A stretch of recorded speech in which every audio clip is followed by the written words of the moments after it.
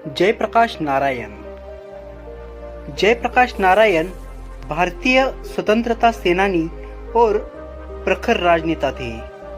उन्हें 1970 में इंदिरा गांधी के विरुद्ध विपक्ष का नेतृत्व करने के लिए जाना जाता है। इंदिरा गांधी को पदच्युत करने के लिए उन्होंने संपूर्ण क्रांति नामक आंदोलन शुरू किया था। वे समाज सेवक थे जिन्हें लोकनायक के नाम से भी जाना जाता है। 1999 में उन्हें मरणोपरांत भारत रत्न से सम्मानित किया गया था। इसके अतिरिक्त उन्हें समाज सेवा के लिए 1965 में मैगसेसे पुरस्कार भी प्रदान किया गया था। पटना के हवाई अड्डे का नाम उनके नाम पर रखा गया है।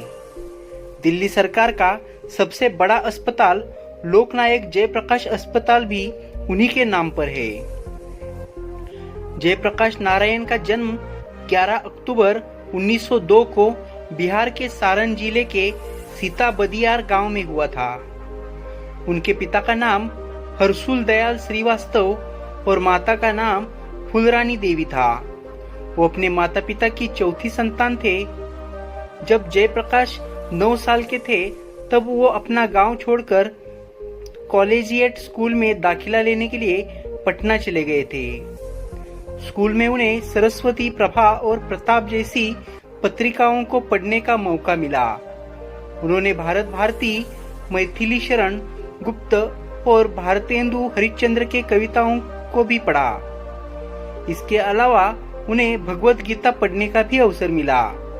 1920 में जब जयप्रकाश 18 वर्ष के थे तब उनका विवाह प्रभावती देवी से हुआ।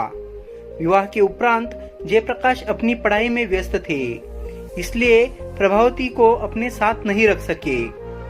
इसलिए प्रभावती विवाह के उपरांत कस्तूरबा गांधी के साथ गांधी आश्रम में रही। मौलाना अबुल कलाम आजाद के भाषण से प्रभावित होकर उन्होंने पटना कॉलेज छोड़कर बिहार विद्यापीठ में दाखिला ले लिया। बिहार विद्यापीठ में पढ़ाई के पश्चात सन 1922 में जयप्रकाश आगे की पढ़ाई के लिए अमेरिका चले गए। उच्च शिक्षा के लिए अमेरिका गए जयप्रकाश नारायण साम्यवादी विचारों की तरफ झुक गए। भारत वापस आने के बाद उन्होंने वाई सोशलिज्म ये किताब लिखी। इस समय में कांग्रेस पक्ष के समाजवादी विचारों के नेताओं को एकत्रित करके उन्होंने कांग्रेस पक्ष के बाहर जाकर 1948 में अलग से समाजवादी पक्ष स्थापित किया। 1953 में जयप्रकाश इन्होंने रेल और टपाल के कर्मचारियों की हड़ताल का नेतृत्व किया। इसके बाद वो समाजवादी पक्ष के सक्रिय राजकारण से बाहर निकलकर आचार्य विनोबा भावे इनके भूदान आंदोलन में शामिल हुए। इस आंदोलन का वैचारिक आधार रहने वाले सर्वोदयवाद का उन्होंने पुरस्कार किया। उन्होंने स्वतंत्रता संग्राम के दौरान हथियारों के उपयोग को सही समझा। उन्होंने नेपाल जाकर आजाद दस्ते का गठन किया और उसे प्रशिक्षण भी दिया। उन्हें एक बार फिर पंजाब में चलती ट्रेन में सितंबर 1943 में गिरफ्तार कर लिया गया। 16 महीने के बाद जनवरी 1945 में उन्हें आगरा जेल में स्थानांतरित कर दिया गया। इसके उपरांत गांधी जी ने यह साफ कर दिया था कि डॉक्टर लोहिया और जेपी की रिहाई के बिना अंग्रेज सरकार से कोई समझौता नामुमकिन है। दोनों को अप्रैल 1946 को आजाद कर दिया गया। 1958 में इजराइल के प्रधानमंत्री डेविड बेन गुरियोन के साथ तेल अवीव में जयप्रकाश जी 1948 में उन्होंने कांग्रेस के समाजवादी दल का नेतृत्व किया और बाद में गांधीवादी दल के साथ मिलकर समाजवादी सोशलिस्ट पार्टी की स्थापना की। 19 अप्रैल 1954 में बिहार में उन्होंने विनोबा भावे के सर्वोदय आंदोलन के लिए जीवन समर्पित करने की घोषणा की। 1957 में लोकनीति के पक्ष में राजनीति छोड़ने का भी निर्णय लिया।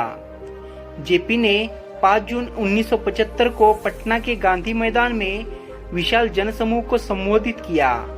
यही उन्हें लोकनायक की उपाधि दी गई। इसके कुछ दिनों बाद ही दिल्ली के रामलीला मैदान में उनका ऐतिहासिक भाषण हुआ। उनके इस भाषण के कुछ ही समय बाद इंदिरा गांधी ने देश में आपातकाल लगाया। 2 साल बाद लोकनायक के संपूर्ण क्रांति आंदोलन के चलते देश में पहली बार गैर कांग्रेसी सरकार बनी। उन्होंने अंग्रेजी शासन के खिलाफ अहिंसक संघर्ष की पैरवी की और उनके क्रांतिकारी नेतृत्व ने 1970 के दशक में भारतीय राजनीति की दशा बदल दी। वरिष्ठ पत्रकार और उनके साथ लंबे समय तक जुड़े राम बहादुर राय कहते हैं कि अमेरिका से पढ़ाई करने के बाद जेपी 1929 में स्वदेश लौटे। उस वक्त वह घोर मार्क्सवादी हुआ करते थे। वो सशस्त्र क्रांति के जरिए अंग्रेजी सत्ता को भारत से बेदखल करना चाहते थे। हालांकि बाद में बापू और नेहरू से मिलने एवं आजादी की लड़ाई में भाग लेने पर उनके इस दृष्टिकोण में बदलाव आया। अमूमन गांधीवादी विचारधारा पर चलने वाले जयप्रकाश नारायण सत्याग्रह के द्वारा सत्ता से अपनी बातें मनवाने के हिमायती थे। उनका कहना था कि सत्ता पर जनता का हक है, ना कि जनता पर सत्ता का।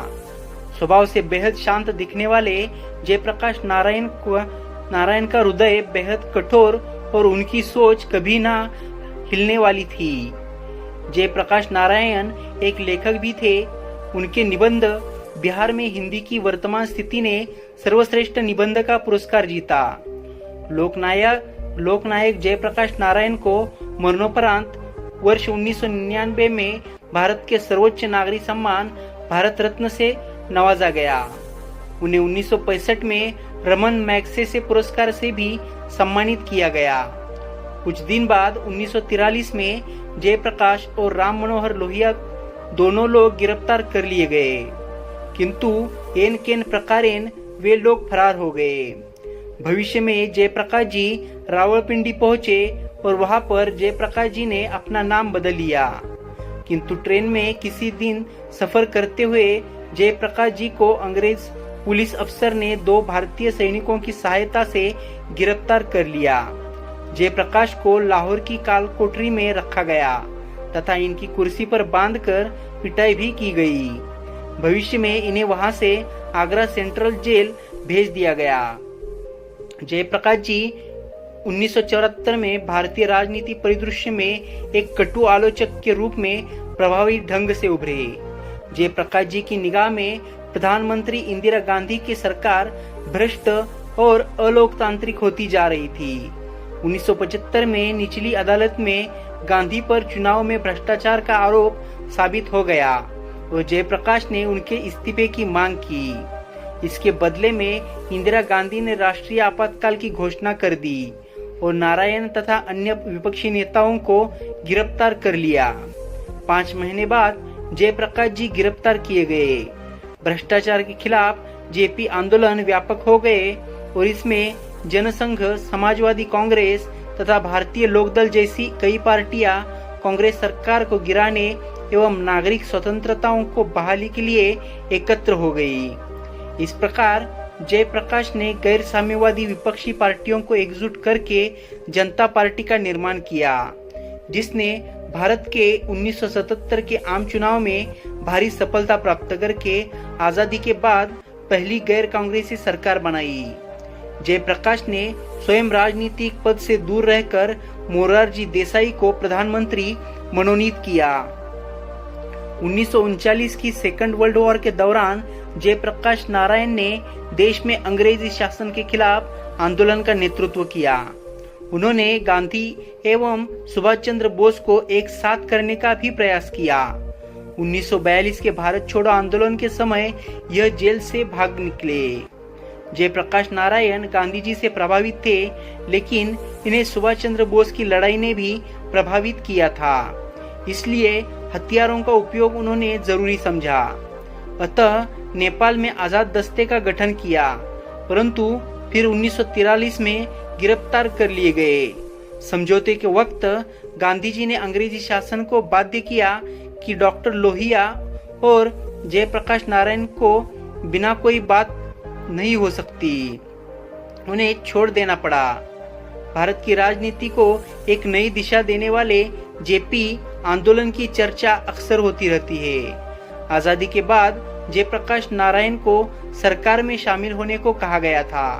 ऐसा कहा जाता है कि तत्कालीन प्रधानमंत्री जवाहरलाल नेहरू ने उन्हें गृह मंत्री पद देने के लिए बोला था। उन्होंने इनकार कर दिया। जयप्रकाश नारायण को आजादी के बाद जन आंदोलन का जनक माना जाता है। 1973 में देश में महंगाई और भ्रष्टाचार का दंश झेल रहा था।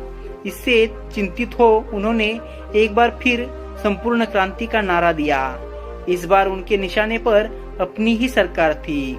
सरकार के कामकाज और सरकारी गतिविधियां निरंकुश हो गई थी। गुजरात में सरकार के विरोध का पहला बिगुल बजा। बिहार में भी बड़ा आंदोलन खड़ा हो गया।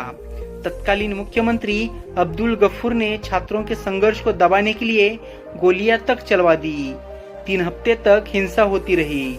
सेना और अर्धसैनिक बलों को बिहार में मोर्चा संभालना पड़ा। बताया जाता है कि जैसे जैसे देश में जेपी का आंदोलन बढ़ रहा था, वैसे वैसे इंदिरा गांधी के मन में एक अजीब सा भय पैदा हो गया था। देश के हालत जिस तरह के हो गए थे, उससे उन्हें लगने लगा कि विदेशी ताकत की मदद से देश में आंदोलन चलाए जा रहे हैं और उनकी सरकार का तख्ता पलट कर दिया जाएगा। आंदोलन के दौरान उनका स्वास्थ्य बिगड़ना शुरू हो गया। आपातकाल में जेल में बंद रहने के दौरान उनकी तबीयत अचानक 24 अक्टूबर 1976 को खराब हो गई और 12 नवंबर 1976 को उन्हें रिहा कर दिया गया। मुंबई के जसलोक अस्पताल में जांच के बाद पता चला कि उनकी किडनी खराब हो गई थी, जिसके बाद वो डायलिसिस पर ही रहे। जयप्रकाश नारायण का निधन 8 अक्टूबर 1979 को पटना में मधुमेह और हृदय रोग के कारण हो गया। तो दोस्तों, ये थी प्रखर राजनेता जयप्रकाश नारायण के बारे में इंफॉर्मेशन। आप उनके बारे में क्या सोचते हैं, ये कमेंट बॉक्स में बताइएगा। साथ ही वीडियो पसंद आए हो तो वीडियो को लाइक कीजिए, शेयर कीजिए और ऐसे इंटरेस्टिंग वीडियोस देखने के लिए चैनल को सब्सक्राइब करना ना भूलिए। जल्दी मिलते हैं, तब तक खुद का ख्याल रखिए। जय हिंद, जय भारत।